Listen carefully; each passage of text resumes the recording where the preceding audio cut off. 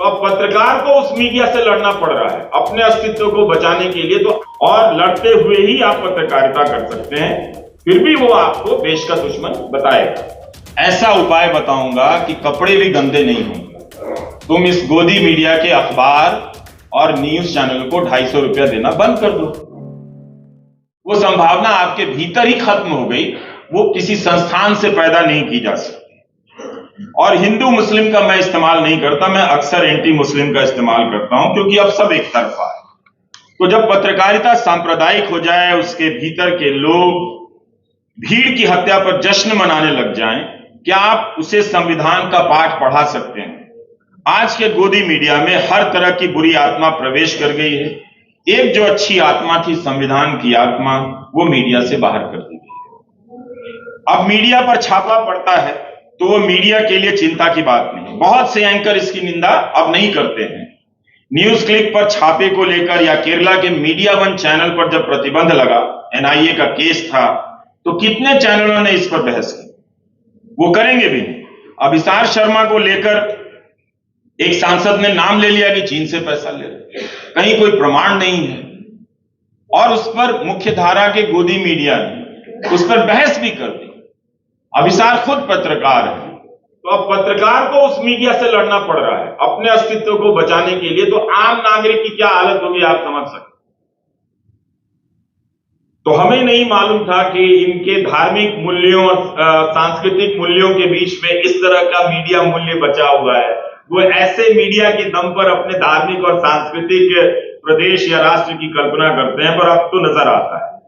तो अगर आप पत्रकारिता करेंगे, अगर आपको लगता है कि आप सांप्रदायिकता के बगैर पत्रकारिता करना चाहते, तो आपको इस मीडिया से भी दिन रात लड़ना पड़ेगा। और लड़ते हुए ही आप पत्रकारिता कर सकते हैं, फिर भी वो आपको देश का दुश्मन बताएगा। यानी इस मीडिया में पत्रकार के लिए भी अब जगह नहीं। प्रेस क्लब में नोएडा के कितने चैनल समर्थन में गए होंगे? अब किसी कोई तो नहीं गया होगा। तो बहस ये सब होती नहीं है। गोदी मीडिया के मूल्यों का भी अब संहार कर रहा है। उसके जो संवैधानिक सुरक्षा चक्र हैं, कानून में बदलाव हो रहे हैं, उस पर भी वो बहस नहीं करता, उसे तोड़ रहा है। तो अगर आप आम आदमी की अब हालत ये हो गई है कि हर दिन मुझे 50 मैसेज आते हैं कि आप नहीं करेंगे तो कौन करेगा? क्या मैं सारे अखबारों का विकल्प हो सकता हूं? सारे चैनलों का विकल्प हो सकता हूं? जाहिर है नहीं हो सकता हूं। और मुझे हर किसी को हर दिन की शुरुआत में ही हर 50 से 100 लोगों की उम्मीदें तोड़नी पड़ती है। बड़े बड़े अक्षरों में लिखकर बताना पड़ता है कि हां मैं ही हूं और मैं नहीं करूंगा। ये मैं नहीं कर सकता हूं क्योंकि इसके करने की अपनी एक पेशेवर प्रक्रिया होती है, जिसके पास मेरे पास संसाधन नहीं है। जो चैनल चल रहे हैं, जो अखबार चल रहे हैं, ये उन्हीं को करना है।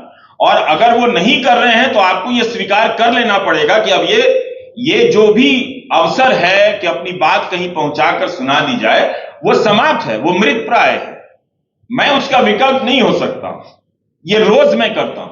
और आम आदमी क्या कर रहा है, अब जब प्रदर्शन करने निकलता है तो वो एक पोस्ट बनाता है, उसी पोस्ट को सैकड़ों दर्जनों पत्रकारों के ट्विटर हैंडल पर पोस्ट करता है, कोई नहीं सुनता है, उसकी कोई नहीं सुनता है। तो पहले होता था कि मीडिया आदमी के पास चलकर जाता था, अब आदमी मीडिया के पास चलकर जा रहा है, तब भी कोई नहीं सुन रहा है। 2019 में ऑस्ट्रेलिया की केंद्रीय जांच एजेंसी ने एबीसी न्यूज चैनल पर छापा मारा और एक पत्रकार के घर भी छापे पड़े। तो क्या हुआ था कि इसके विरोध में वहां के जितने भी क्षेत्रीय अखबार थे, कम प्रसारण वाले, और राष्ट्रीय अखबार थे, अधिकतम प्रसारण वाले, इन सब ने अपने पहले पन्ने पे कुछ काट पीट लगा दिया काले रंग से, जो लिख के उस पे काली स्याही लगा दी कि जिससे आप पढ़े नहीं। विरोध में सारे अखबारों ने किया था और टीवी चैनलों पर विज्ञापन चला था कि जब सरकार आपसे सच छुपाना चाहती है तो वो क्या है जो छुपाना चाहती है। इस तरह से चला था उस देश में। हम मदर ऑफ डेमोक्रेसी, क्या हमारे यहां चल सकता है? नहीं चल सकता। तो ये, और इन पत्रकारों ने रिपोर्ट क्या की थी? रिपोर्ट ये थी कि अफगानिस्तान में ऑस्ट्रेलिया की सेना ने किस तरह से युद्ध के नियमों को तोड़ा है और युद्ध का अपराध किया है।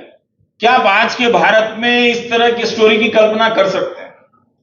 नहीं कर सकते। और इससे वहां के जो प्रधानमंत्री थे उस वक्त, नाम भूल रहा हूं, लिख कर लाया था कहीं, स्कॉट मॉरिसन, बड़ी दिक्कत हो गई उनकी, तो एक राइट टू नो कोएलिशन बना था, राइट टू नो कोएलिशन। हमारे यहां right to know RTI, right to information कानून है, उसकी दुर्दशा आप जाकर देख लीजिए कि क्या हो। उस कानून का भी इस्तेमाल सूचना हासिल करने के लिए ये लाखों करोड़ के विज्ञापन वाले मीडिया में आपको एक दो पत्रकार ही मिलेंगे, वो भी अखबार में मिलेंगे। तो जो आरटीआई का कानून लाया गया, जिसका सबसे ज्यादा इस्तेमाल पत्रकारों को करना था, उन्होंने ही सबसे कम किया।